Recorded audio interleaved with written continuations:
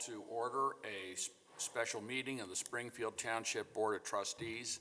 It is March 31st, 2020 at approximately 10 o'clock a.m. Mr. Burning, could we please have the roll call? Yes, Ms. Davis? Present. Mr. Burning? Present. Mr. Honolo? Present. All the trustees are present. The first thing I would like to say, this is sort of an historic meeting to the sense that pursuant to Ohio law, we're having this meeting without the general public being in attendance. The meeting is being broadcast through Waycross Media. The research I did, it looks like Ohio adopted the sunshine laws back in 1975, and so this will be the first time in 50 years that I would know of that we've had a meeting in Springfield Township without the public being present. With that, though, can we all stand for the Pledge of Allegiance? Pledge allegiance to the flag of the United States of America and to the republic for which it stands, one nation, under God, indivisible, with liberty and justice for all. And also, at Christie's suggestion, could we have a moment of silence for the Springdale police officer who tragically lost her life here recently?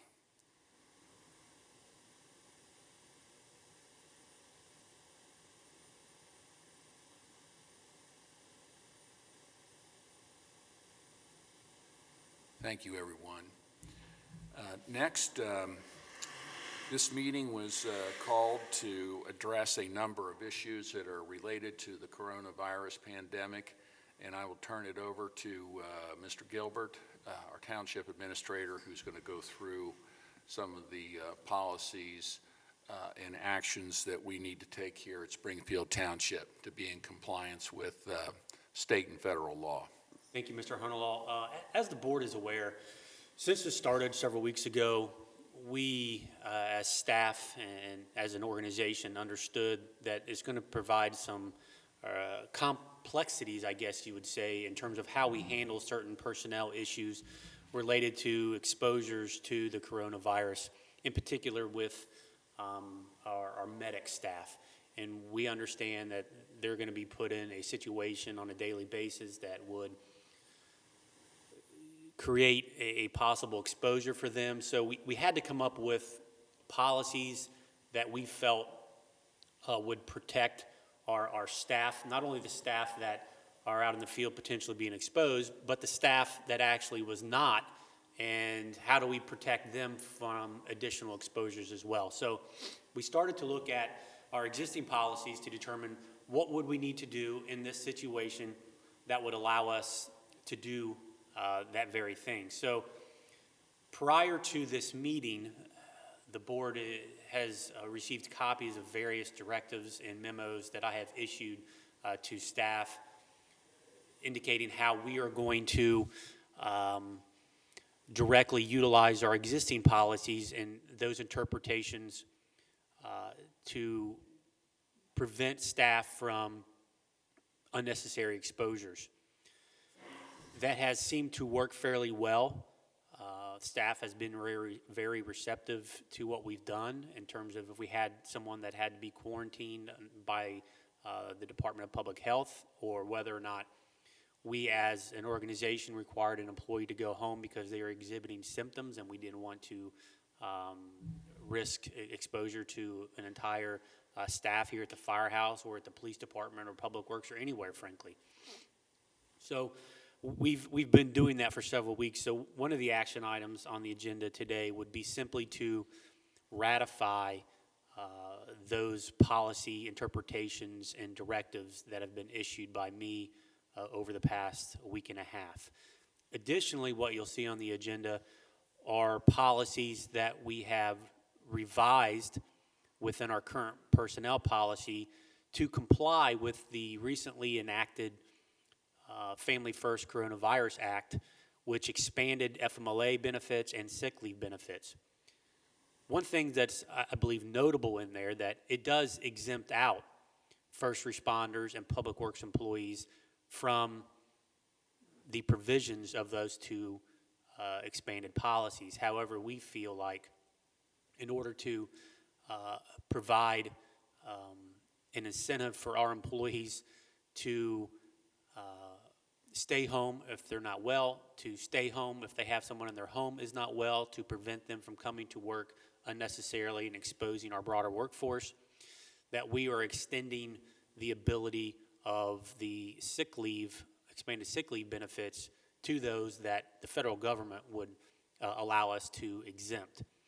We also feel like another reason for that is just because the public works, police, and fire could federally speaking be exempt from those policies and our other employees are not and are afforded that ability, we feel like we should at least afford that ability to those individuals we have working on the front lines dealing directly with this pandemic. I think we've done it in a way that benefits both the employee, but more importantly, benefits this organization to provide an ability and a benefit for those employees to stay home and not, again, expose our entire workforce to this virus, to deplete that workforce, and then in turn not allow us to continue to provide service to this community. So it was a very calculated decision as to why we decided to not exempt them from certain provisions of the sick leave benefits, but instead allow those benefits so that we can protect this workforce and continue to provide service to this community. What you'll also see on there are revisions to our home duty policy and our communicable disease policy to reflect the situation that we're dealing with right now with this virus. As the board is aware, I have placed most of our administrative staff on home duty, so I had to revise the home duty policy to reflect the nature of work that they're conducting remotely. Again, that was done because unlike any other department in the township, the administrative department works very closely and within one office environment, and then to prevent unnecessary exposures and to provide continuity of service to this community, we decided to allow some of those employees to work remotely, and they can. We have the technology in place. Their job functions are as such that it allows them to continue uninterrupted the service that they provide to this community, and they can do that remotely. So we've been doing that now for a week, and that will continue until further notice. Lastly, what I will say is, as a community, this staff has stepped up. In particular, our safety service personnel has stepped up and are continuing to provide uninterrupted service to the township. They're doing it with the understanding that there is a risk to them and potentially their families for what they can bring back to them. We are taking every precaution. I want the public and the board to know that we do have equipment. We're doing fairly well with safety equipment, with PPEs or personal protective equipment, masks, and different things. We do have an adequate supply at this point. Our run volume is as such that we feel like we're in a good position right now with equipment. For a couple of reasons. One, our staff has been extraordinarily proactive in going out and securing equipment so that we are not in a situation where we're in jeopardy of not having enough. Two, we've received donations from various sources. I know there's others, but I do know of one of Dr. Conover here at the corner of Fleming and Winton who did provide some masks to the fire department, so we're very grateful and thankful for that. I know there are others, and I apologize for not mentioning them by name. So we are, I believe, in a good position right now. Our staff, while there is some angst and there is some worry, they are in good spirits and high morale and are continuing to provide service to this community. So at this point in time, I think I can with certainty say that we have no one on our staff that has a confirmed case of COVID-19. Simply because we don't have a positive test. So can I say that we've tested everyone that's came back negative? No. But I can tell you that We don't have anyone that is exhibiting symptoms that has been tested positive for it. And frankly, I don't have anyone right now that's exhibiting symptoms that I'm aware of. So we are in a good position to continue to provide service to this community. And I think it was important to just note that we have the equipment necessary to do that. We've had several questions asked on social media relative to that very issue, so I wanted to make sure that we addressed it today. Lastly, what you'll see on the agenda is a declaration of emergency. I know some communities have done this previously, and frankly, it's our opinion, while it's not required by law, which is why we haven't done it to date, we've as I mentioned, put in place policies and directives outside of that declaration of emergency, because I think this board gives its staff great latitude to do what we think is necessary to continue operations and protect this workforce. And we've done that, and I think the board is aware, obviously, that you've seen copies of those directives, and I've been in contact with you, so that hasn't been done completely unilaterally. But in the spirit of what we're dealing with, we feel like the declaration of the emergency resolution here on the agenda today is important, primarily because of the federal emergency declaration that was put in place and the possible ability for us to be reimbursed from FEMA for some of our expenses related to our response to the COVID-19 pandemic. Right now, I don't believe that we have many expenses to be reimbursed for necessarily. We aren't experiencing any mandated overtime or any large-scale purchases that would necessarily necessitate a reimbursement. However, I think it is important to know that the expanded sick leave policies and things that are in place do require us to provide certain benefits to employees outside of the typical PTO time that they're afforded. So there may be some additional expenses down the road. I don't anticipate there to be any, but putting this in place would allow us to do that. Additionally, we're not entirely sure what the ramifications of the economics of this pandemic will be for this community. We do not know how it will affect our revenues. We do not know at this point in time what our budgets will look like toward the end of this year or into the future. Just like the messaging that this board had put out, though, to the community, we are taking steps internally to look at our budget and look at our priorities in terms of what our expenditures are, and all unnecessary, that's probably the wrong word because I feel like all of our expenditures are necessary, but non-emergency related expenditures is a better way to put it, has been put on hold. Anything that isn't a current project that's under contract or an expenditure that is absolutely necessary is not being pursued at this time. So we're doing everything we can to anticipate that there will be obviously a downturn in the economy, and how that will affect our bottom line in terms of revenues for the rest of this year and next, I think is unknown. Undoubtedly, it will impact it at some level. So we're trying to put things in place now to be able to ride that out and continue to provide services to this community. So we won't really know until next year exactly. Exactly. So we have to make sure that we have reserves in place to continue operations, which is what we're doing. And declaring this emergency potentially will allow us to receive some reimbursements if there are any, or some of the stimulus funding that was put out that will allow us to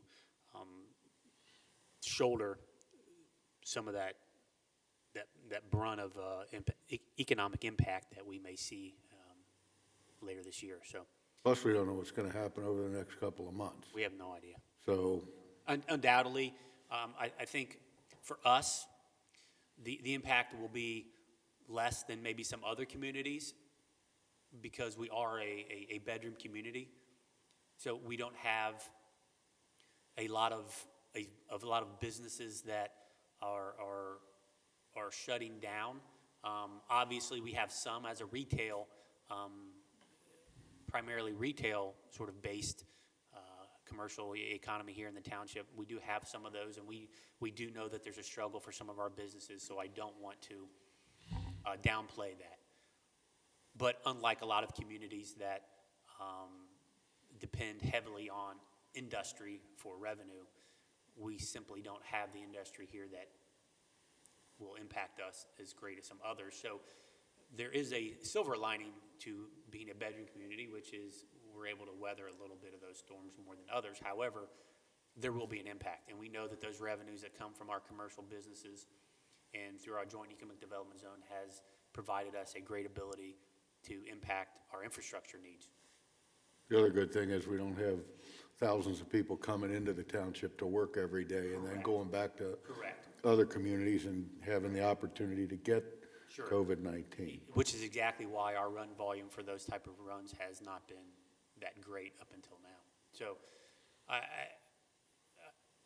I do know that some of the projects that we put on hold are mainly infrastructure-related projects. And that's simply because we have to ensure that we have funds in place operationally, that if we have to supplement our police and fire departments going forward, that we can do that so we can continue to provide that uninterrupted service to this community. So not decisions that anyone likes to make. Obviously, we're in a better position than, say, the city of Cincinnati, which just furloughed 1,700 employees. So we're not there, and we're doing everything we can with our budget to prevent us from getting there, because that 1,700 employees simply means service to the people that live in the city of Cincinnati. And we do not want to be in a position to where we have to lay off employees, because that means less service to our residents. So we're doing everything we can to prevent that from happening, which is why we're closely looking at our expenditures and our budget to put us in a good position to weather this storm going into the future. So that is all I have really on the agenda for today, and that concludes my report, unless there are any questions of the board. So, Mr. Gilbert, you're seeking a motion approving the personnel policies related to COVID-19, including the expanded sick leave policy, the expanded FMLA policy, the home duty policy, and the communicable disease policy, correct? I am, and then I'm also seeking a separate motion to ratify and approve the interpretation of current township personnel policies related to COVID-19 outlined in my previous memos and directives to staff. Okay. Thank you. With that, do we have a motion to approve the personnel policies related to COVID-19? So moved. Second. All those in favor? Aye. Motion carries. And next, do we have a motion to approve the interpretation of current township personnel policies related to COVID-19? So moved. Seconded. All those in favor? Aye. Aye. Motion carries. And then on our agenda, we have two resolutions today. The first one is Resolution Number 34, 2020, declaring nuisances pursuant to Ohio Revised Code Section 505.87 at various listed properties within Springfield Township, and authorizing statutory actions necessary to abate the nuisances. Do we have a motion? So moved. Second. Ms. Davis? Aye. Mr. Burning? Aye. Mr. Honalaw? Resolution carries. Next, we have Resolution Number 35, 2020, as previously discussed, declaring a state of emergency in Springfield Township. Do we have a motion? So moved. Second. Ms. Davis? Aye. Mr. Burning? Aye. Mr. Honalaw? Aye. Resolution carries. Do we have any further business before the board today? Anything? I do not. I'd just like to thank our residents for hopefully doing what the governor's asked and staying home. And I know we're all crawling the walls a little bit, but I think, the slowing of the cases proves that if people just stay at home and don't have a lot of social contact, that things will be a lot better sooner. I agree with you. I agree with you, Mr. Burning. This is something we just got to kind of all pull together, and as a nation, and we'll get through it. With that, then, do we have a motion to adjourn this meeting? So moved. Seconded. All those in favor? Aye. Meeting's adjourned.